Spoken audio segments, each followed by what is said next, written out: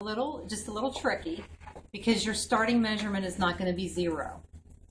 So when you get everything lined up, you'll want to take note of what your starting number was. And if you want to jot it down, if you don't think you'll remember it, that might not be a bad idea. So my stationary arm is going to follow the radius. My axis is going to be right where the first metacarpal articulates at the wrist. Okay, and just let your thumb lie kind of resting on the palm. There you go.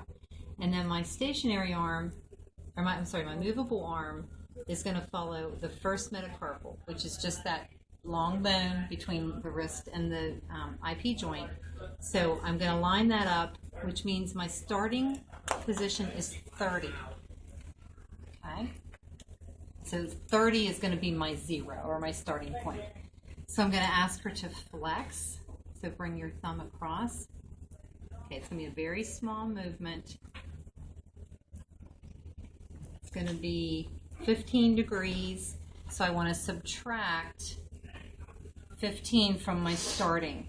Okay, so we started at 0. I'm now at 15, so I'm going to subtract that. So she has 15 degrees of flexion. Okay, so let's go back to our starting point at 30. And now we're going to do extension. And you're going to bring your thumb out this way. Okay. And looks like about 55. So 55 minus 30 is 25 degrees of extension. Okay, so you subtract, you get your starting number, you're going to subtract that from your ending number. Do you try to have them have their